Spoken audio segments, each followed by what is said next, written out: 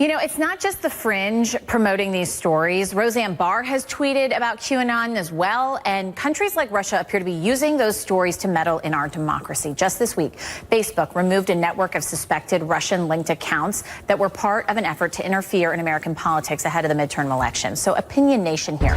Why is it so hard to stomp out these conspiracy theories? Why do people believe them? Why can't we stop them from spreading? Here to talk about it, Icke Lepowski. She is a senior writer for Wired. Ben Kissel is a podcaster and radio host. And Michael Harrison is the publisher for Talkers Magazine. Icke, let me just start with you. I mean, what was your reaction when you heard some of the responses? Well, you don't have any proof it's not true. Right. Well, the classic thing is that you can't, right? You have to have evidence that something did happen. It's a lot harder to prove that it didn't. But I think the big challenge with QAnon, and especially we've seen this week, is that, you know, with these conspiracy theories, when you tend to talk about them, it just bubbles them up to the surface. So what was sort of relegated to the dark corners of 4chan and 8chan is suddenly now trending on YouTube, where more mainstream audiences are visiting. So even the talking about it to debunk it tends to give it oxygen that lets this kind of thing. Even separate, Ben, from QAnon, I mean, you have this as high up as the White House. The president himself often says things like, I heard from somebody, I heard this from a lot of people, or maybe, or could be. What do you make of that? I heard Ted Cruz's father killed JFK. That's what I heard. Conspiracy theory has now become just a common philosophy in the minds of millions and millions of Americans. It really began with this fella named Bill Cooper, who wrote the book Behold a Pale Horse. He was the first conspiracy theorist that really started to take hold and really start to create a narrative that we see going through America today. Alex Jones, for example, has sort of picked up the mantle of conspiracy theory chief. And, you know, he has theories such as lining of juice boxes will make kids gay. He believes the Sandy Hook massacre was a hoax. He believes that there's a pedophile ring in a pizza restaurant. And these are philosophies that, quite frankly, are mainstreamed. Let's not forget, Donald Trump was on Alex Jones's show actively courting his listeners. He also received a thank you after the election from Donald Trump. So it's really permeated throughout culture right now and throughout society. And I think you pointed out a good case. It runs concurrent with the rise of the internet. Well, and I guess the larger question being, should this be policed? You know, when we have something like a news organization, and people may not know, we have layers of editorial. So I can't just put something in a script and say it's so. We have a producer that then looks over it. We then have a senior producer. We then have an executive producer. We then have other people that are there for protection so that the correct information. Now, do mistakes happen? Of course, humans are humans, but the intention is there to make it right. So, Michael, to you, where does it go between the First Amendment and whether or not people can just put whatever they want out there? Well, I think people should be able to put whatever they want out there. I believe in the First Amendment. What we have to have is a better educated public. And a lot of this is a byproduct of the lack of confidence that has been generated among the population, partially rightly so, but not as an institution, the lack of confidence in the mainstream media, the big organizations that have those layers of vetting and have reputations for solid journalism and for good intentions. If you don't believe them, then it's, well, what proof do you have that it's not true? And that's what sets the stage for these type of ridiculous conspiracies to have oxygen, as you say. So I think that we have to re-educate our children and educate the public to understand the difference in the age of the internet between serious, respectable, journalistic organizations that have good intentions and have a lot of vetting, and anybody anywhere who can have what seems like equal prominence on the platform and say whatever they want for the sake of getting an audience and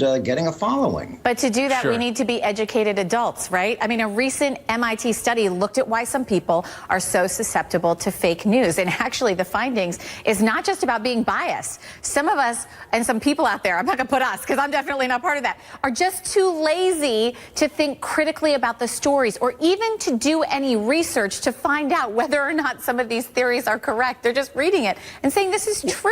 Icke, what do you make of that? Yeah, it's a crisis. It's a crisis in national intelligence. And that's really the root of it. Our educational system has to deal with this. We have to, because it's only going to get worse going forward as media becomes increasingly democratized. Right. I want to point out as well, what started out to be a joke has now become deadly serious. Yeah. Let's be honest. It's fun. David Icke is fun. The idea of a reptilian overlord is fun. It started out as sort of an inside joke amongst a series of people who might like D&D, for example, and it's become mainstream. Now we have 4% of the American population who believe that the world is run by reptiles, and it's totally out of control. We have real-life ramifications of this do come into account when we have anti-vaxxers out there, leading to the rise of many diseases such as polio that we haven't had in decades, but that's coming back, all because of the rise of conspiracy theory and people just going down these rabbit holes on the internet and never coming out. Well, and that's what I want to, Issy, I want your take on this. Did anyone else pick up on the fact that when Gary Tuchman asked that woman, well, does it just make you feel better to have a place to talk to people and be angry? And she admitted, right. Yeah, I mean, is this a case of maybe some people who are really lonely, not educated, and they're just looking for somebody and some companionship? Idleness is the devil's playground. Issy? The problem with the internet is that it allows you to find like-minded people to connect with who might not live in your neighborhood or go to your school or work at your job. And that was sort of the big promise of the internet, right? We've seen how that can go really wrong with regard to these conspiracies. But I think the other challenge with these conspiracy theories is it's really hard to determine how big they are. You know, how many of these people who show up to the Trump rally in a QAnon shirt are just trolling the media, trolling liberals, they say owning the libs, and how many of them are true believers? And it's sort of unquantifiable. And so it can make what is sometimes a fringe idea that nobody is really acting on, that there isn't a critical mass behind, seem really scary. But it's not like a situation where you should ignore it either, because who knows when it can turn to violence. So I think it's this uncharted territory for law enforcement, certainly for these tech platforms that need to do a better job ensuring that these ideas don't rise to the surface. They're not ready yet